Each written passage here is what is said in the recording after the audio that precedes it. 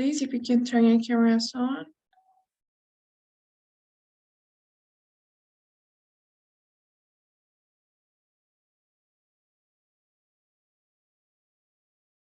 In order for us to get started with the class.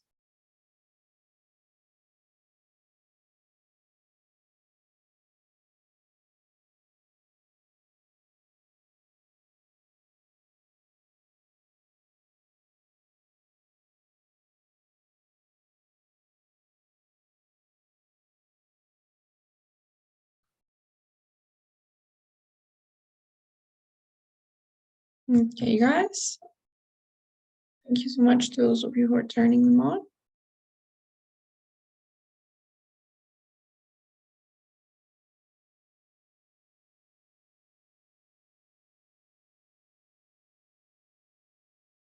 All right, guys. Thank you very much. So since it's our first session, I'm gonna be a little more flexible in terms of the camera, I think. But let's get started. So the first thing that I wanna say is, well, I wanna welcome you guys to this TOEFL preparation course here at Executive English. So I'd like to give you guys a warm welcome, and well, I'll be introducing myself later. Well, maybe what we could say is that the TOEFL program is one of the strongest programs we have here at Executive English, one of the things that we're probably most known for, and one of the things that we've been doing for a while now. And we've had, as you can see here on my screen, we have students from all over the world pretty much, and we've been doing this for a while, so we got a little experience on this.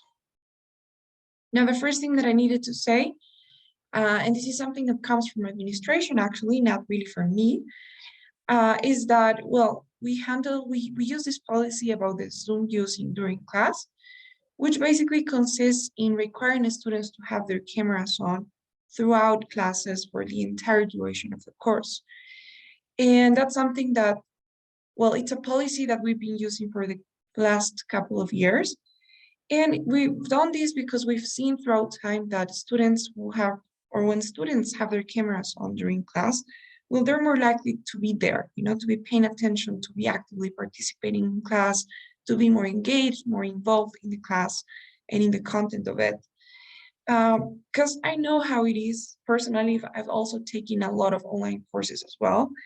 And I know how easy it is to get distracted when you're not face-to-face with somebody, so there we have so many things that could distract us. So it is beneficial. It's gonna be beneficial for everyone if you guys can turn your cameras on for class. For you personally, as you are gonna be more present in class, and therefore you're gonna be retaining a lot more of the content that we see, and also for the entire class, right? As it's gonna be a more class. So let's try to make the best out of what we have, the best out of the technology that we have, and to stay present and connected as much as we can. Guys, so that's really important. Of course, if there's ever a case in which you're not allowed to turn your camera on for any reason, maybe it's not working, maybe you're not at home yet, or whatever it is that's going on, that's okay, totally understandable. But I'm just gonna ask you to please let me know.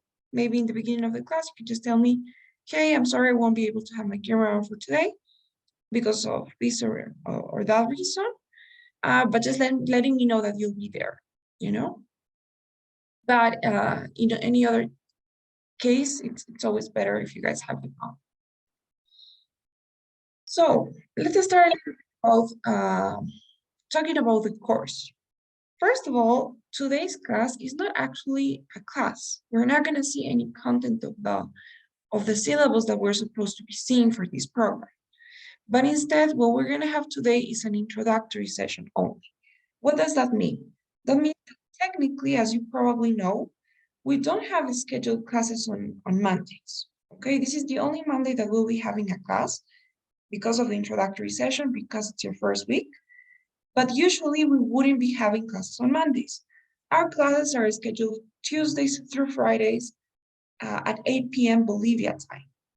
Okay, so we only have classes from Tuesdays to Fridays and every day at 8 p.m. Bolivia time. So those of you who are not living under the same time zone, please be careful. I was answering some texts in the WhatsApp chat, and I was able to see that some of you guys are now from Bolivia or are now living here. So if that's your case, make sure that you are careful with that so that you don't miss any session. But yes, that's our schedule. Tuesdays through Fridays, 8 p.m. Bolivia time.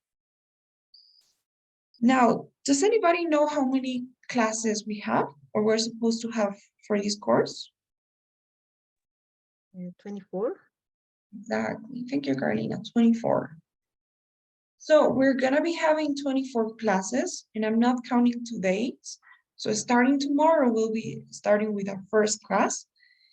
And out of these 24 classes, we're gonna be organizing them in 6 weeks, right? Given that we have 4 classes a week and we need to cover 24 sessions, that means that the course will last 6 weeks. Okay, guys? Now, out of these 24 classes, half of them are going to be theory classes. Okay, so 12 of them, 12 of these 24 will be dedicated to the theory.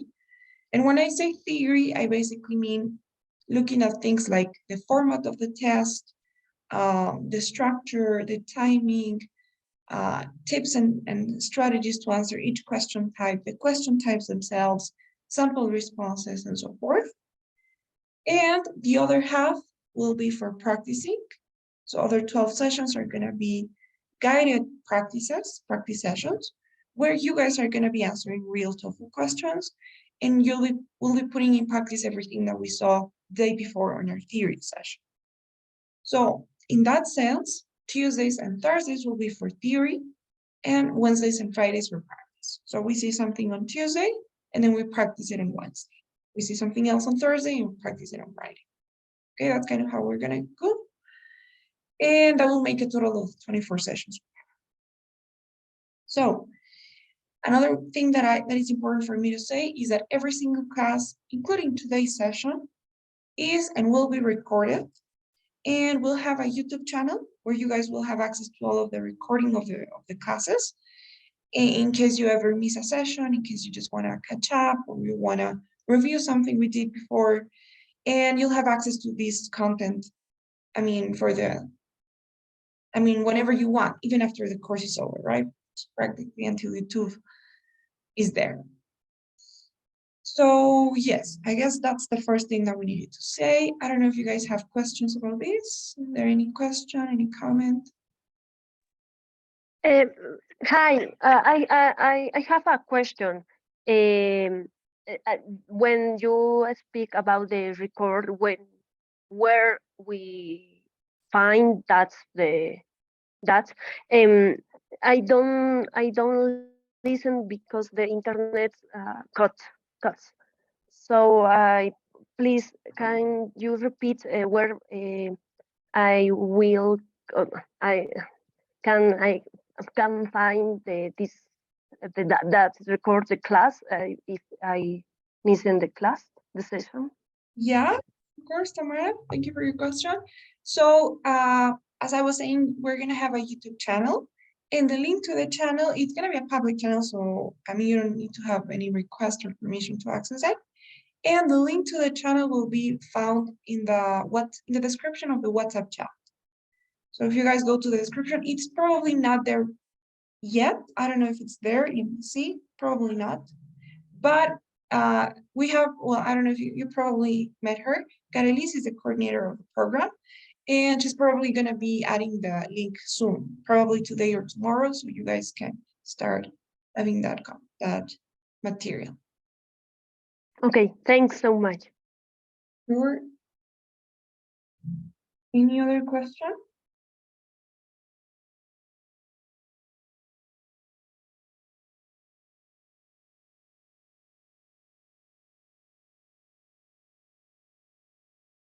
All right.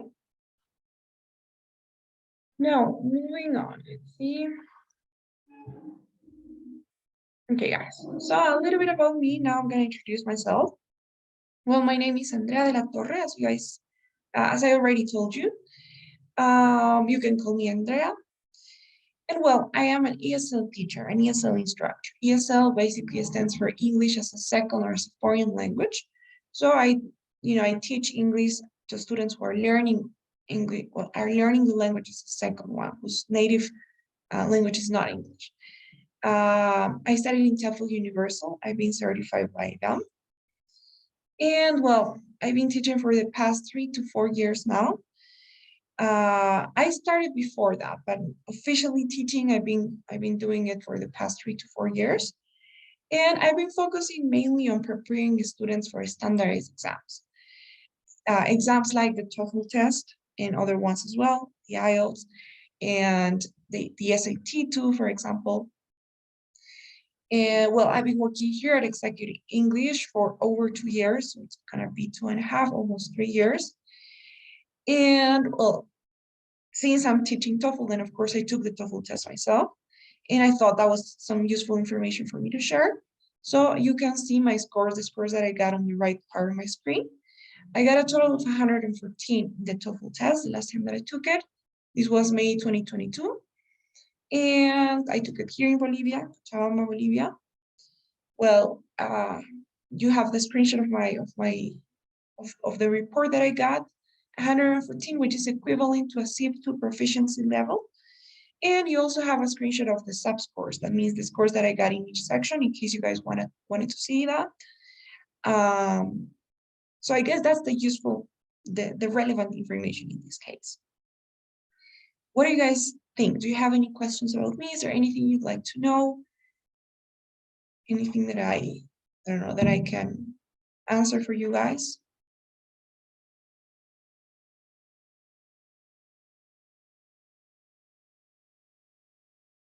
All clear? Okay, guys, so hopefully during this time, we're gonna get to know each other a little bit more. So, okay, guys, it's a TOEFL preparation course, so we better know what the TOEFL is. You probably have already an idea of what it is, right? You already have an idea of maybe why you need to take it or how it's gonna be useful. So what do you guys know? What can you tell me about the TOEFL test? Anything you know is totally okay. So what do you know? What can you share? Maybe some of you guys already took the test. You know, a lot of students take it more than once. So I don't know if maybe some of you guys have taken it before, or if you know anything about the structure, anything at all.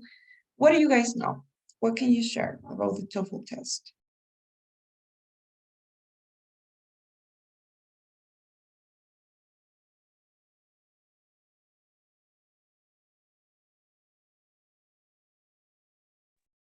Well, what I know about the TOEFL is that it is organized in 4 sections: reading, listening, speaking, writing.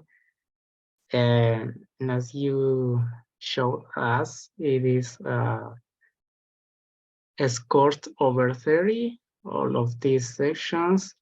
And also it has a specific structure, all of these sections, with different questions and strategies, and it is accepted in many universities around the world. So yes, it is one of the most famous tests to certificate in the English language. And yes, I also know that you can take it at home or at a test center, or also the paper-based test. Okay, Christian. Thank you so much. That was a lot of useful information. Thank you. Have you taken the test before by any chance? No, this is going to be my first time. Okay, good. So you've done a lot of research. Nice. That's really cool to have an idea already before starting to prepare. So yes, everything that Christian said is exactly it. It's first of all, it's an English exam, as he was saying. And I like what he was saying about certificating their English level, right? Because that's mainly the purpose of taking this test. And as he was also saying, it's usually used for academic reasons in order to be accepted at different universities abroad or local universities as well. To be a little bit more technical, TOEFL is an acronym and it stands for Test of English as a Foreign Language, right? So it's an English exam that people who have learned English as a foreign or as a second language take, not taken by native speakers. in order to certificate their proficiency. Now, one thing that's interesting that Christian was saying is that, well, you have different options, right? You could take it at home, you could take it in a test center, you can also have the paper-based test. And that's actually something true about the test. Since this is such a big exam, such a famous exam also, as Christian was saying, is one of the, you have only 3 big exams, or the traditional ones. The TOEFL, IBT, the Cambridge exam, and the IELTS. Those 3 are the most common, most known, most accepted exams, English exams. Of course, they're not the only ones. There are more, and they're probably going to be coming out a lot more English exams as we go. So you have the Duolingo test right now, the Pearson exam, and many more. But if we're talking about the traditional, most common, most accepted ones, then we should be talking about the TOEFL, IELTS, and Cambridge exam. Now, since it's such a famous exam, such a big one, there are different versions of the test. Now, the IBT is only one of those versions. It's called the internet-based test because you guys need to take it throughout the internet on a computer. It's a computerized test, but it's not the only version of it, okay? You have the PBT as well, which is a paper-based test that you take on paper. However, I am almost 90% sure that the IBT is probably the one that you guys need and the one that you're gonna take. For example, in Bolivia, the IBT is the only one that we have available. You cannot take the PBT, for example, because that's the one that's used for countries where they have no access to the internet or limited access to the internet. So the IBT is the most common version of the test, and it is the academic version of the test. Because there's another one as well, which is called the TOEFL Essentials, for example, which is not academic, right? It's not as academic as a TOEFL IBT. So I would say that it's very likely that you guys are gonna take the TOEFL IBT, but just in case, make sure that you check that that's the one that you need, that that's the one that you wanna take and that you're gonna take, because as I was telling you, there are other versions as well. So it's important that you guys know that. This course is specifically oriented towards the TOEFL IBT. And what happens is the structure and the format is different depending on which version you take. The PBT is not the same as the IBT, so it wouldn't be useful for you guys if you're taking another version. Okay, so make sure that you check that. This is for the TOEFL IBT, the internet-based test. Any questions so far?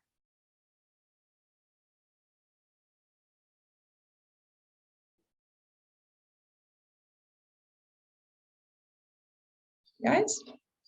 Now, just to give you some context, this is not really that important, but it's necessary that you guys become familiarized with the ETS, the Standardized Testing Service. The ETS is practically the company that makes the TOEFL tests, that administers it, and that reviews your exams. Okay, so the ETS is the company behind the TOEFL exam.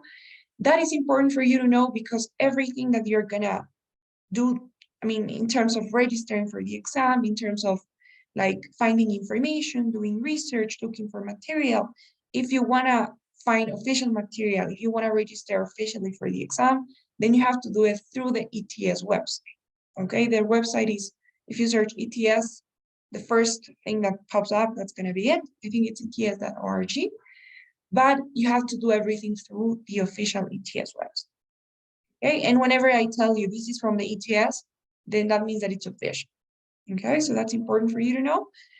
And another thing, and this is what Christian was saying, right now, and this is something that's relatively new due to the pandemic, you guys have 2 options to take the TOEFL IBT, okay? You can either take the test at home with a home edition of the test, which is something, as I was telling you, relatively new post-COVID-19, or if you want, you can go the traditional way and take the test in a test center. So there are a few authorized test centers that you have in your city. So depending on where you live, there are different institutions that administer the TOEFL exam, obviously in partnership with the ETS, right? So they are authorized by the ETS to administer the test. So you will find all the information where when you're registering for the test, and then you will be able to choose whether you want to take it at home or in a test center once you are there, when you're registering for the exam. But I think it's really important to talk about what the difference is between taking it at home and taking it in the test center. In terms of content, in terms of format, there's no difference at all. So if you take the test at home or if you take it in a test center, you're going to be taking the exact same test with the exact same type of questions, the exact duration, everything will be exactly the same. So what's the difference then? The difference is in terms of experience, and whether we want it or not, when it comes to taking this type of exams, the experience of taking the test can actually have an impact on your scores as well, right? So that's why it's important to see what the difference is. So let's talk about this. We're gonna create a differentiation between taking the test at home and taking the test in a test center. So what do you guys think? What would you say the biggest advantage of taking the test at home would be, or one advantage of taking the test at home would be? What do you think?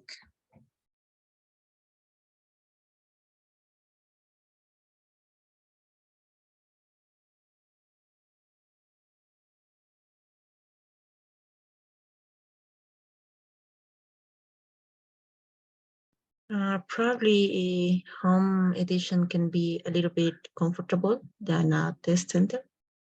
Okay, great. And yes, that's true. Taking the test at home is definitely going to be more comfortable for you guys, since you're going to be taking the test in a familiar place, where you're going to be taking it throughout your own computer, you're used to the keyboard, you're used to your screen, I don't know, at your own desk, in your room probably, or whatever you want to take it, right? But you'll probably feel more comfortable throughout the experience. You don't have to like get up early in the morning and go to a test center that may be far from home. So yeah, it is more convenient in terms of how comfortable it is. Another thing that you guys can think of.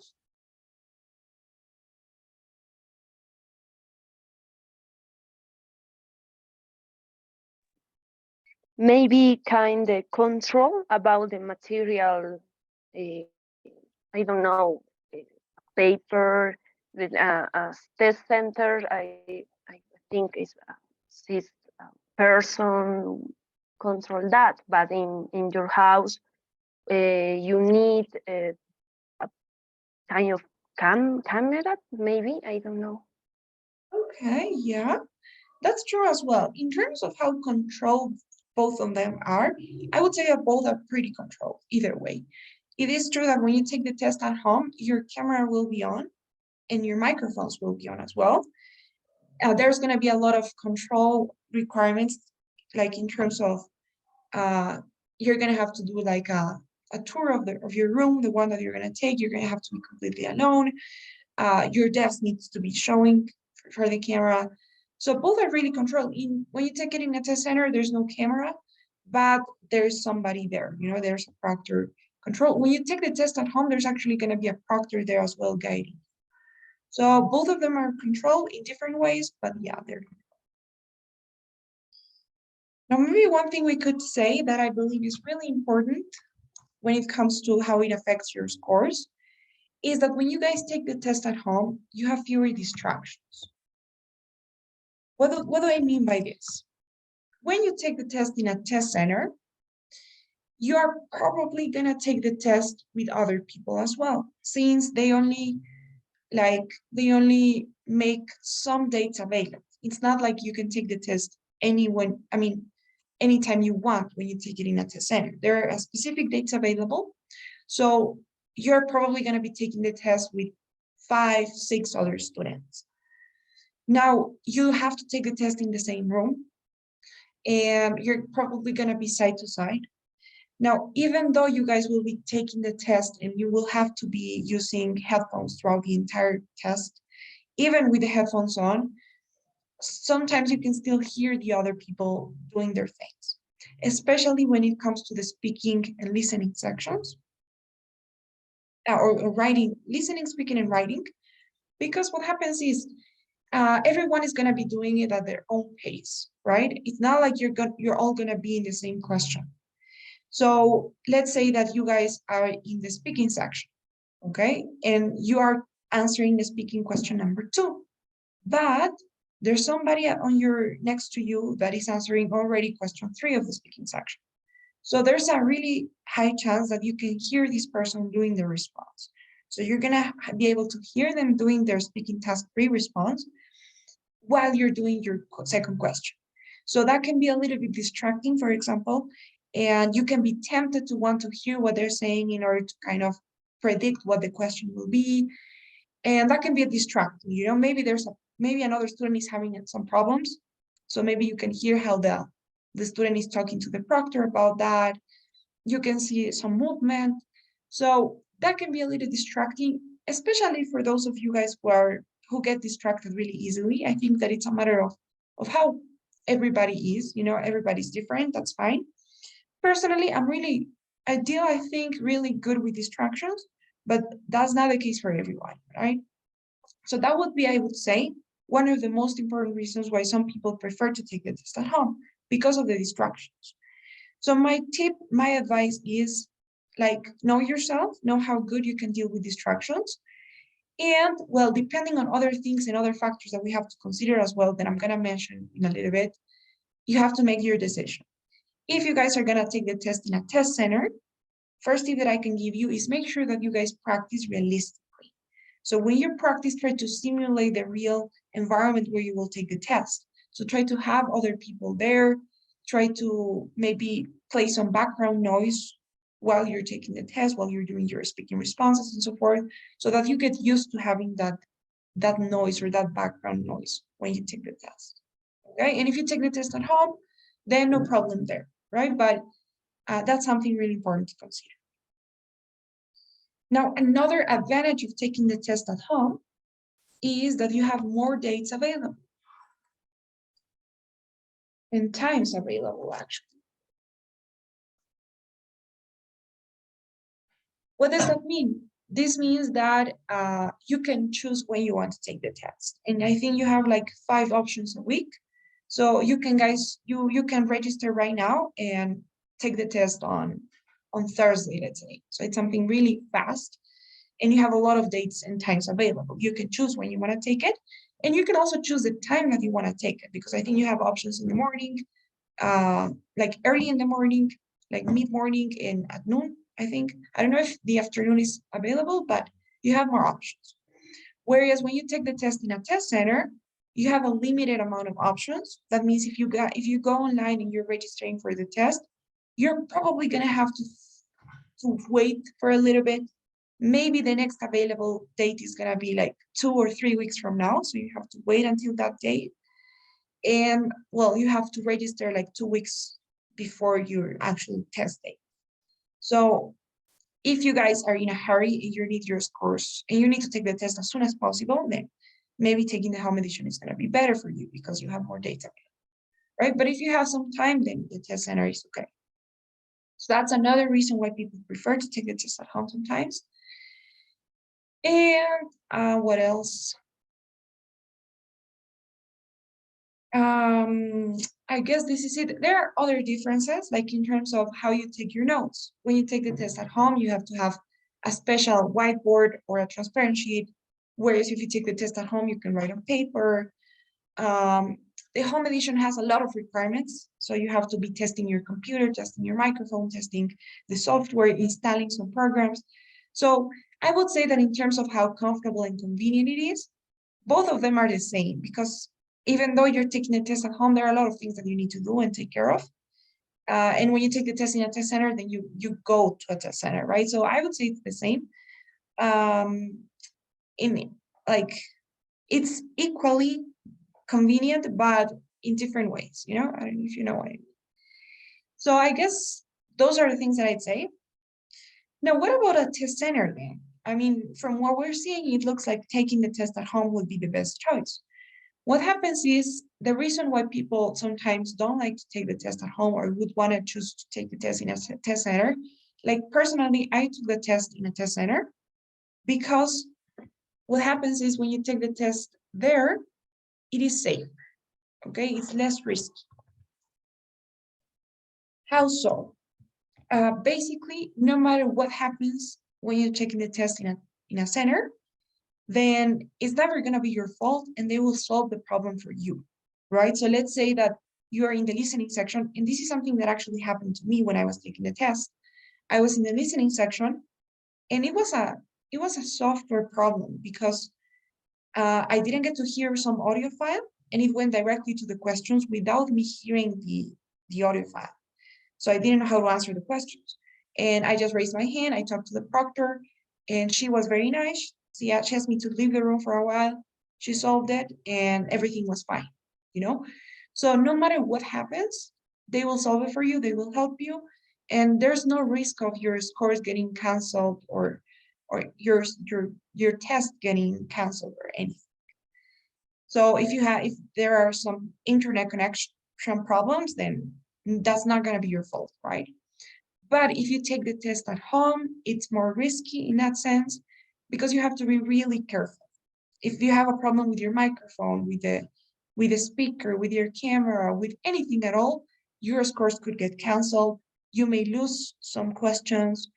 You have to make sure that you have everything in order in terms of like your computer itself, right? It has to be preferable a new computer without any type of programs installed, because there have been problems with students, like sometimes, who do a streaming because they have some streaming apps or streaming platforms there, because everything can be suspicious.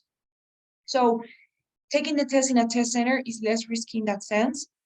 No matter what happens, you will have somebody there to help you. And since it's not your own computer, then they will solve any problems that you can encounter. Whereas when you take it at home, it's really rare to be able to like overcome any problems.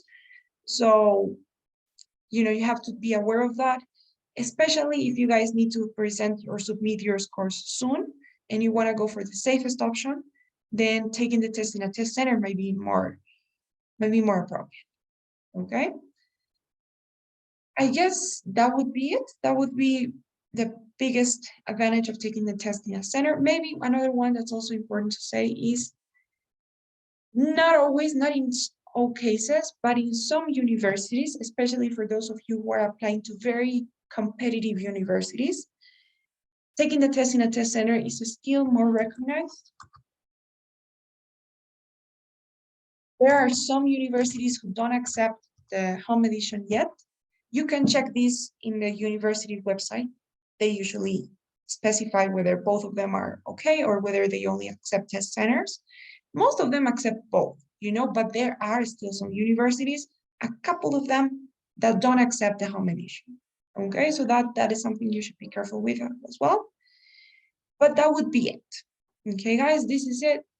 I guess we could summarize it like this. What do you think now? Do you have any questions about this?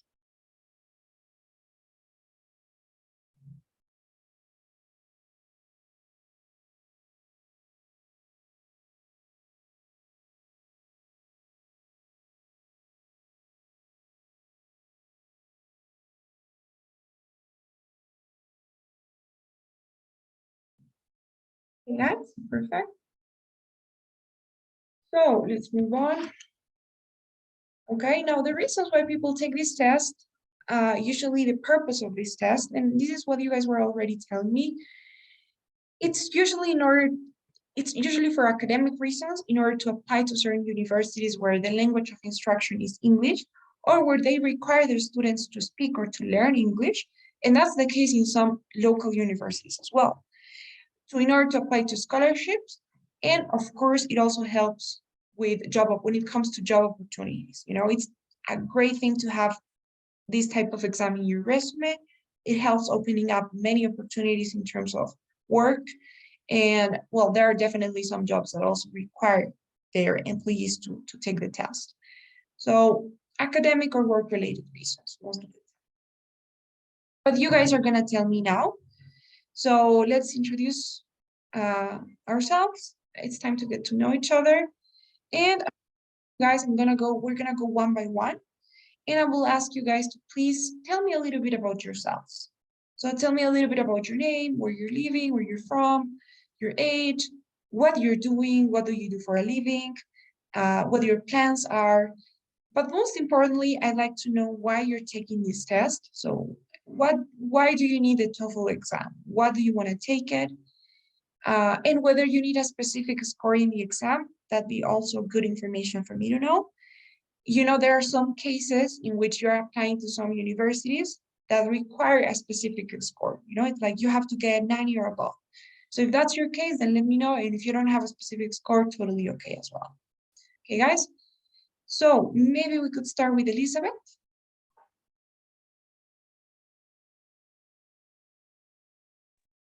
Okay. Good evening. My name is Elizabeth Quintanilla. I'm from Potosí, Bolivia, but currently I'm studying in Cochabamba.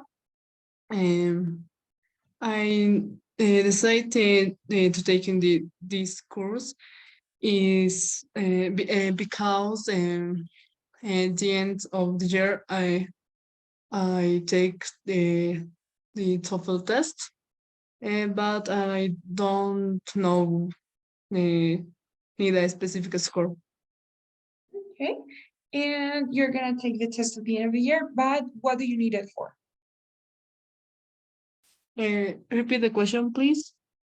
So why do you want to take the TOEFL test? Because the university is The university? In my university is mandatory. Do you go to UPB? Yes. Okay, good. That explains it. So yeah, we've had a lot of students from UPB too. And I know that it's a requirement there, right, to get their degree. Okay, good, Elizabeth, thank you. Tamara, what about you? Hi. My name is Tamara Vidal Mayo. I am from the La Paz City. I taking this course because I want to get an assistantship to study a PhD on Spanish literature. I want to apply to Tulane University in New Orleans, and I need 95. I need 95 is score because it's a PhD on Spanish literature. It's not necessary the English, but I need to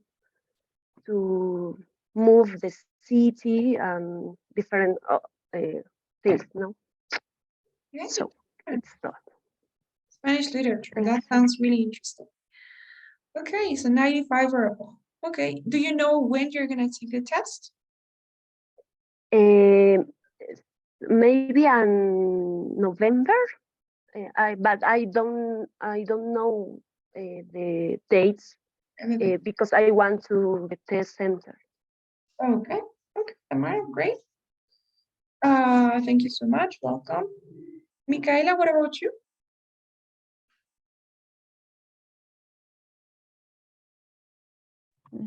Hi, my name is Micaela Guaman. I'm from Cochabamba, Bolivia, and I'm taking this course because I would like to apply for a scholarship in Europe, in a European university, and I need between 100 and 110. Scholarship, a scholarship for a postgraduate degree? Or Yes, for a master. Okay. Good. So you say 100 and 110, right? What scholarship is it? Could I know? I don't know if it's okay to know. Erasmus Mundus. Okay. Okay, good. Okay, so yeah, it's a very competitive scholarship. That explains the score they're asking, right? Because it's a high score that they require. And do you know when you're going to take the test or when you're planning on taking it? maybe in October or September. Or September. Okay, nice. Thank you, Michaela. Christian, what about you? Well, hello, my name is Christian Estivaris. I'm also living in Cochabamba.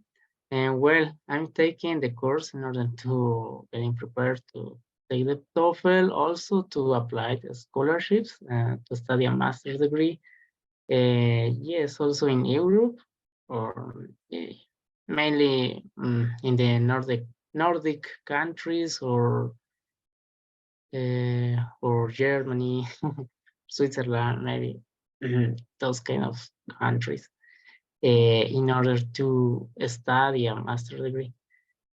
Okay. And yes, I also need a high score, like between 96 or 105.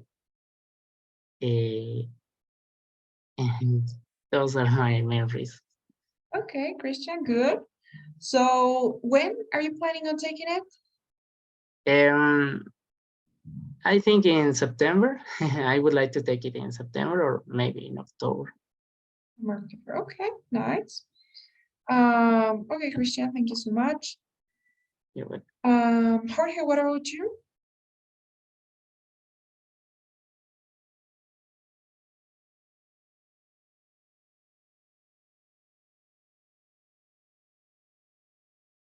Hello, Jorge.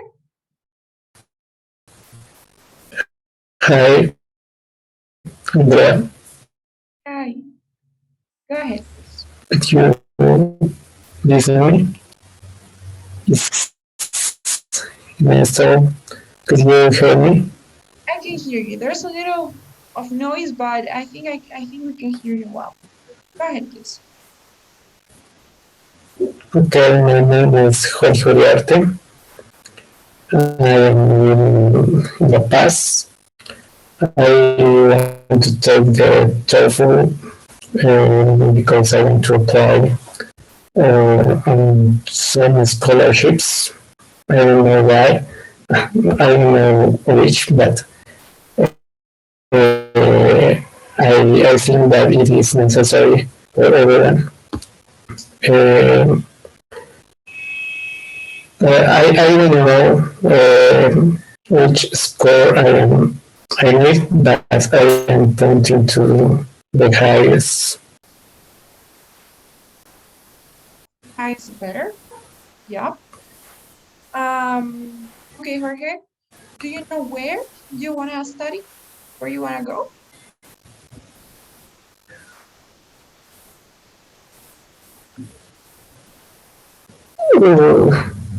I can't hear you. I was asking you, do you already have an idea of where you'd like to go? Any plans on or what part of the world?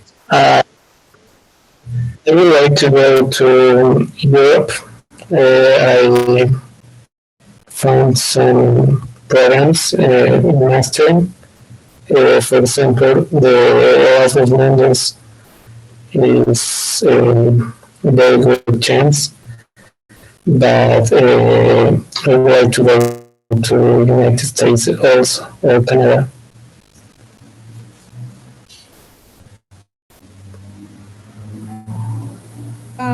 Okay, that's good. If you don't need a specific score, then yes, I mean the higher you can get, that's the goal. Carolina, what about you? Yes.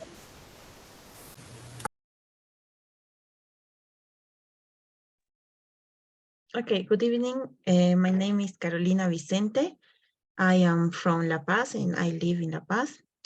I am 26 years old. Actually, I'm working at the El Alto government and I am an accountant. Actually, I'm taking this class because of, I want to take the TOEFL test because I want to apply as master partners to scholarship, a master degree scholarship. And I'm trying to get a high score. I don't have a specific scholarship or university, but I know that higher your score, you have more possibilities. I saw that in some universities or some scholarship requirements, they ask you to have more than 96, I think. So I would like to get that score. I don't know, 100 or something similar. What else? I would like to take my test at the end of August, or probably at the beginning of September. But it depends if I consider myself that I'm prepared or not yet. It is gonna be depending on it. Okay, Karina, great. That's a good attitude. So nice. So you're in accounting, you're applying for master's degree. You don't have anything specific yet, but yeah, that's true. Most universities, depending on what level they ask, most of them, they usually ask between a B2, B1. So it could be above 95 for a B2 or maybe above 80, 85 for B1. So yeah. Okay, guys, thank you all so much. Welcome again. It's really nice meeting you all. I hope we get to know each other more, as I said before, during this course. And I really hope that this course meets your expectations, that you're able to get something out of it, that you find it useful, and that you stay until the end of the course. What else? I think that something that I want to say is that preparing for this exam, especially for those of you who are aiming at a high score, let's say above 90, requires a lot of practice, even more than, I would say personally, like from my journey of preparing for this exam as well, and from seeing and helping other students prepare, I would say that it's like 20% theory, because you definitely need to know the format, you need to know the strategies, the question types, you need to see sample responses, see how they evaluate different sections, and all of that. So that is important for sure. And that is about like the 20% of the preparation journey. But it does require an 80% of practice, because you can know everything, but if you're not able to do it on your own, then it will be information that's not, it won't be useful information, right? So obviously having 1 hour a day, 4 times a week is not enough. We're gonna get to see that 20% of theory, and we're probably gonna get to see the other 20% of practice as well. So we're gonna probably do like the 40% of your preparation, but you do need another 60% of preparing or practicing on your own, sorry.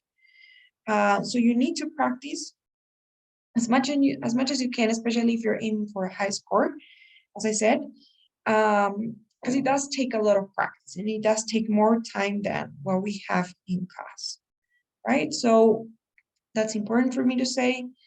And again, welcome to the course. I don't know if you guys have any questions now up until this point.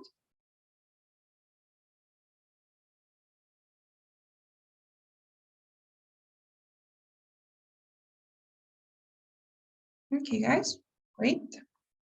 So this is interesting, and I think we're gonna have to leave it for tomorrow.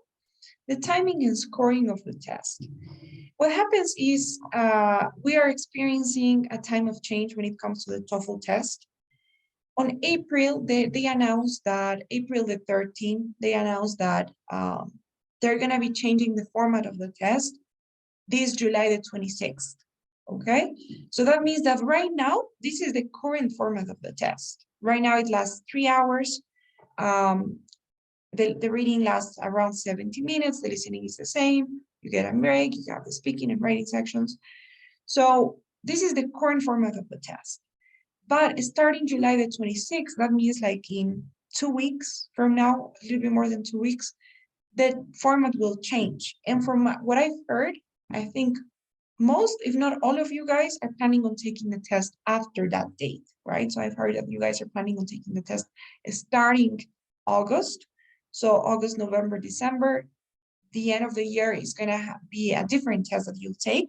So it will be useless for me to tell you about the current structure.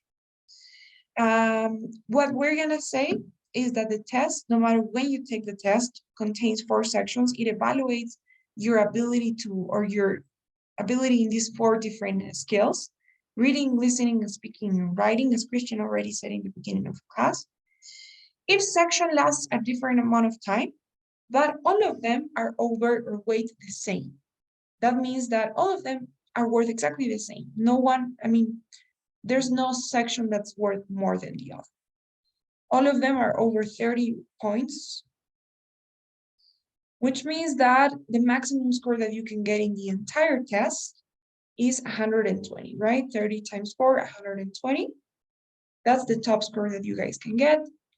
There's no such thing as failing this exam. That means that no matter what score you get, you can never actually fail it. But it depends on what you need it for, right? Some of you guys said that you need a score 100 or above. Some of you guys just need 90 or above. Some of you guys don't have a specific score yet. So it depends on what you need it for. It depends on what you want to use, what you want to do with the test. But the maximum score you can get is 120. We are not going to talk about the timing part because, as I said, this is the current timing for each section. But if you guys will take the test after July the 26th, then you will be having a different timing for each section, and we will see that probably tomorrow. Guys, you get a break no matter when you take the test. You get a 10 to 15-minute break. The only thing that maybe we could say in terms of the time part is that if you guys take the test right now, or like before July the 26th, then it will last 3 hours. But if you did take the test after that date, it will last only 2. So they have basically shortened the duration of the test. Okay, guys? Is this clear? Do you have any questions about this?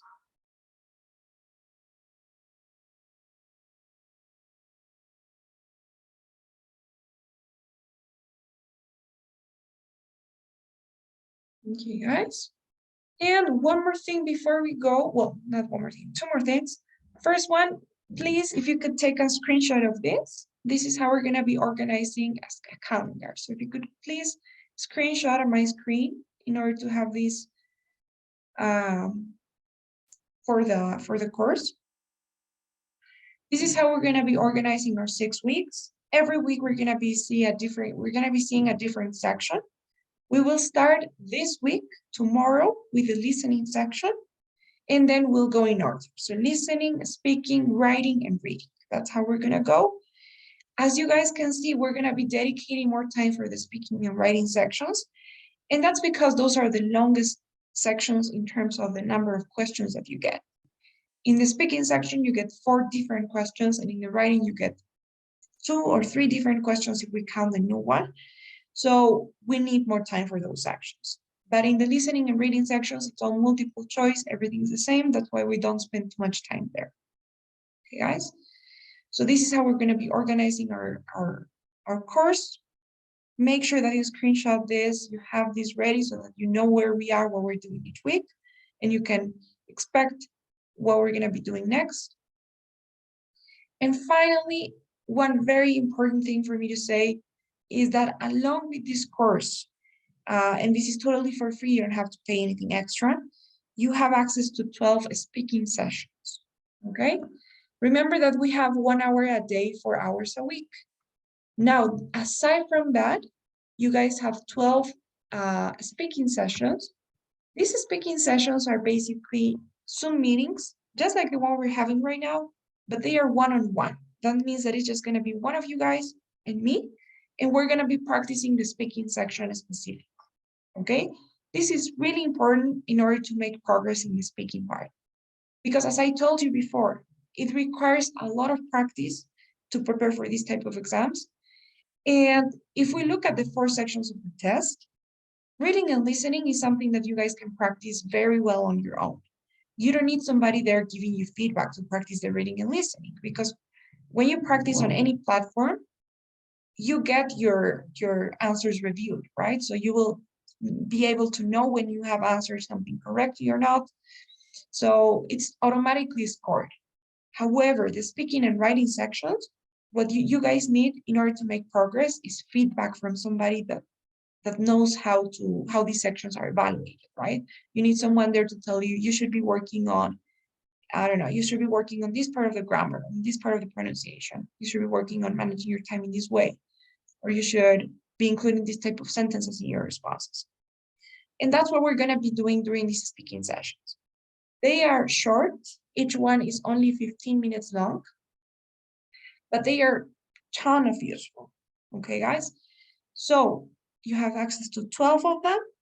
What you need to remember is that you need to finish the 12 sessions when you finish the course, because after the course is over, you won't be able to continue taking them. Ideally, you should be taking 2 sessions per week. So that way, when the 6 weeks are over, then you have already completed your 12 sessions. But it's completely up to you how you organize these sessions. You can take 3 sessions per week if you want. You can take only 2. You can take 1 week, 1 session, and then the next week you can take 3 or 4 sessions. It's completely up to you. You guys are going to be the ones that are going to be booking the sessions through the website, through our website at Executive. And I don't want to tell you anything about how to book the sessions yet, because you guys will receive a document, a PDF, probably today or tomorrow morning, explaining step by step what you have to do to book the sessions. So everything that has to do with the technical part of booking the sessions will be explained in the document. And if you have questions, you need to ask Elise, because she's the one that deals with the technical part of the website and all of that. Okay, guys. So far, what you actually need to know is that you have access to these 12, 15-minute sessions where we'll be practicing the speaking section. You need to know that they are really useful in order to work on the speaking section, and that I really recommend that you guys take them, okay? You'll get that PDF explaining what you have to do in order to book them, and so that you can start booking your sessions as soon as you can. But this is important as well for you to know. So, any questions about this now? Well, I have a question about the material at this course. Are you going to provide us extra material for each section, and maybe what kind of material in order to practice by ourselves? Okay, great question, Christian. So yes, in our theory classes, well, we'll be basically working based on some presentations I have. I will be sharing with you guys those presentations. And for your practice, what we're gonna do is I'm gonna give you access to the platform that we use here at Executive English, which is called Magooch. And it's basically a website where you guys can practice, the entire TOEFL test, right? So every section that you want, you have different questions there. And not only do you have questions, but you also have a lot of theoretical material as well, if you guys want to check it out. Probably on Wednesday or tomorrow, if we have time, I'm gonna send you the username and password today. But tomorrow or on Wednesday, we'll be looking at how to use the website. But you'll have access to that platform so that you can practice on your own when you're not in class. And we'll be practicing too during our practice sessions, right? And any other type of material, such as like sample responses or vocabulary, anything else that you need for every section, I'll be providing you with that material as we go. And yes, that's how we're gonna do it. Okay, thank you. Sure. Any other question before we go? Or comment, suggestion, anything you guys want to say?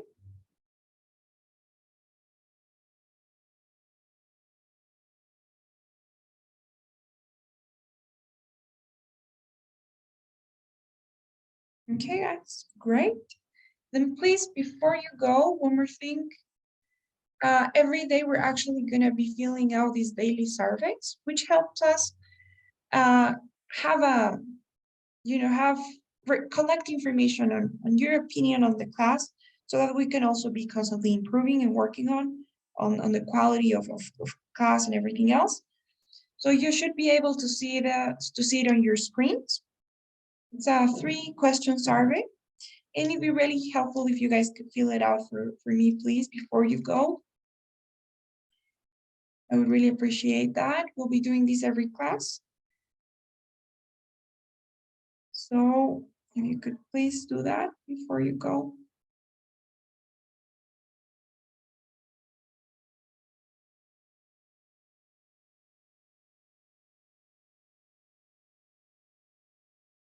Okay, guys, thank you so much then. I will see you tomorrow. I'll be sending the link. I'll always be sending the link every day. So, you can expect to receive the link probably an hour before class. I usually do that, but it'll always be there before class.